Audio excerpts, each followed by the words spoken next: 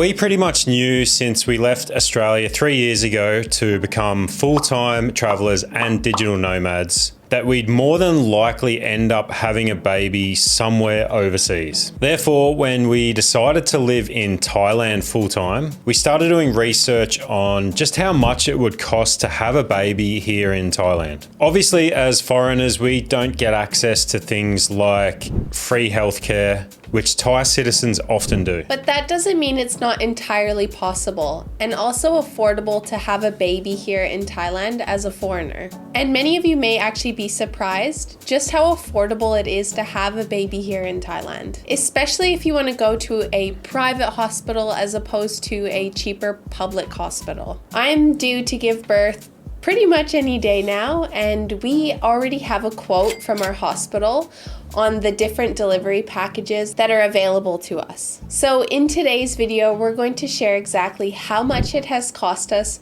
over the past 9 months, as well as all the other costs that are involved in the delivery and postnatal here in Thailand. But before we break down all the costs, we need to emphasize that the most important thing was the health and safety of both Mandy and the baby. For that reason, we didn't take picking Thailand lightly whatsoever. In fact, we decided on Thailand because the hospitals here are truly incredible. They're honestly equivalent to hospitals in any Western country. So if anybody watching this is on the fence about whether or not to have a baby in Thailand, and if the thing that's stopping you is health and safety, do not worry, because the hospitals here are truly amazing. And we're going to be doing a completely separate video on the quality and safety of hospitals here in Thailand. It's important to note before we break down all the costs that none of this would have really been even possible or affordable for us if we didn't have great health insurance coverage.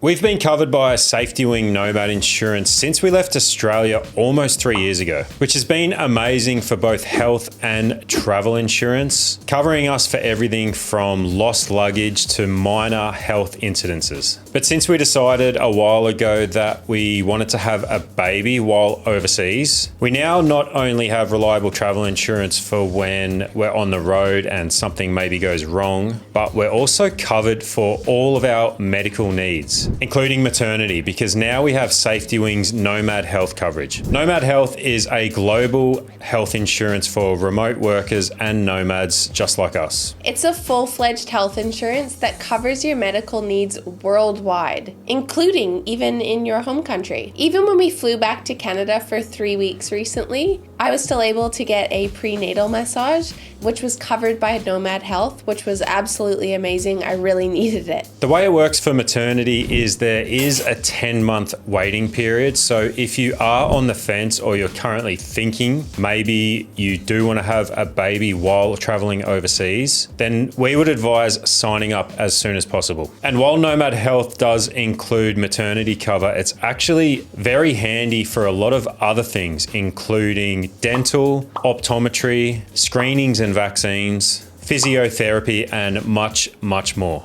We're actually both covered by Nomad Health, and I've actually used it recently to go to the dentist. I made a full video about that. You can check it out in the link below. I got some new glasses. I've been doing some acupuncture and also physiotherapy to just help me recover from some sports injuries. And all of that's been possible because we are covered by Safety Wing Nomad Health. So if you're a digital nomad or an expat like us, who is thinking about having a baby overseas, or if you're just someone who likes to travel full-time, check out Safety Wing Nomad Health. We will leave a link to it in the description below. So far in the almost 9 months of Mandy being pregnant here in Thailand, our total hospital and doctor's bills have come to 63,820 Thai baht, which sounds like a lot, but it's the equivalent to about $1,900 US dollars and 2,800 Australian dollars. It's also about 2,500 Canadian. But thanks to our insurance, we've only had to pay 20% of that, which is about 12,764 Thai baht, or just under US $400. That's everything we've paid up until this date. And this includes everything from our initial pregnancy blood test that we got, or that Mandy got, a chromosome test, including finding out the sex of the baby, which is super important, all the ultrasounds, the scans, some medication, prenatal therapy such as massages, and even one unexpected trip to the ER that we did have to make. We've still got a couple of visits to go at the OBGYN before the delivery, but we've already received our estimation for hospital charges. The estimated cost for a normal delivery, including 2 days in a superior room and a nursery room in a private hospital, is between 100,000 and 120,000 baht, which is around 3,000 US dollars or about 4,000 Australian dollars. And this includes the accommodation costs, estimated expenses for surgery,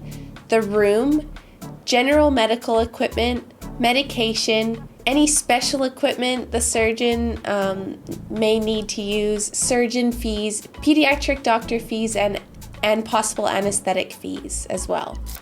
For cesarean section, the cost is a little bit higher. It's between 120,000 and 140,000 Thai baht. We actually had a lot of people asking us if they do push cesarean sections. It is something we have heard about, but to be completely honest, our doctor or OBGYN has been absolutely amazing, hasn't she? She's been amazing, yeah. So far, in all of the discussions we've had with her, she hasn't tried to push anything on us. She's told Mandy that she's totally fine to give a normal birth, and she's been open to all of Mandy's requests and suggestions. So I don't think that's too much to worry about here in Thailand. There are always going to be emergency circumstances that might happen where the costs may increase for our delivery. However, this is a general idea of how much it should cost to have a natural birth. It's very important to note that all these charges are from the best private hospital here in Thailand, or from one of the best private hospitals here in Thailand. All of these costs, I'm sure, would be most likely a lot cheaper if you were to go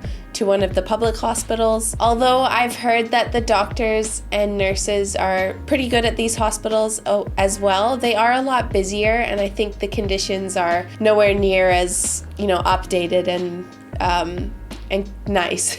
So when we add the additional 120,000 Thai baht that we'll most likely pay between now and after giving birth, the total amount for us comes to 183,281 Thai baht, or just over 5,500 US dollars, which sounds like quite a lot. However, because we are covered by safety wing insurance, we only have to pay 20% of the total costs, which works out to be just over 1,600 Australian dollars or 1,100 US dollars. And that is for the entire pregnancy, as well as the delivery of the baby and anything postnatal. Obviously, there's more than likely going to be some more costs involved postnatal for checkups and things like that. But luckily, Safety Wing Insurance does cover us for up to 30 days following discharge. And the total amount of coverage for maternity under Safety Wing is 7,500 US dollars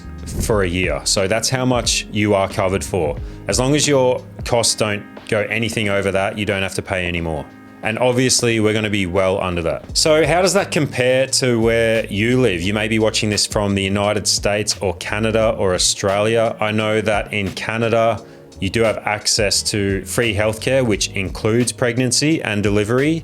However, I believe it only includes 2 ultrasounds during your pregnancy and 1 night stay in a public hospital. And in Australia, similarly, a majority of the costs are covered by Medicare. And again, that is for public hospitals only. If you're looking at a private hospital, you're going to need a pretty expensive private health insurance. And according to an article we actually found on Forbes magazine, the average cost of childbirth in the United States for a normal delivery is 18,000 US dollars. And the average out-of-pocket cost for health insurance plan members is $2,800. For a cesarean section, the average cost of childbirth is $26,000, and the out-of-pocket cost for an insurance plan member is $3,200. So even when we factor in the cost of our monthly insurance coverage, it still works out to be a lot cheaper than having a baby pretty much anywhere else in the world, especially considering the amount of care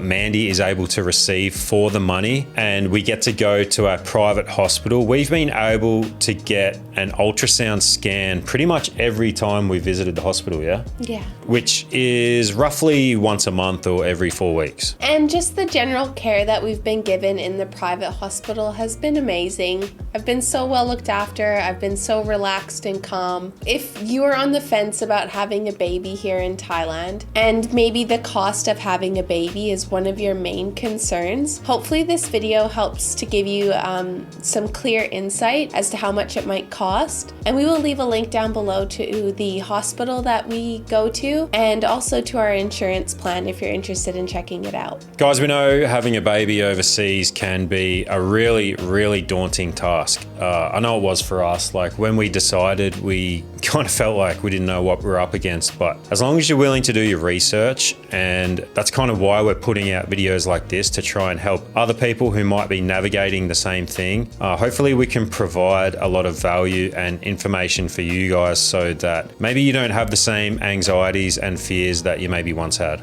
Yeah, it should be an exciting, happy time. So any stress that you can eliminate in this process is a positive. And don't worry if there is any issues, any dramas, anything that goes wrong along the way. We're going to be documenting that too. Like, we're not going to sugarcoat this whatsoever.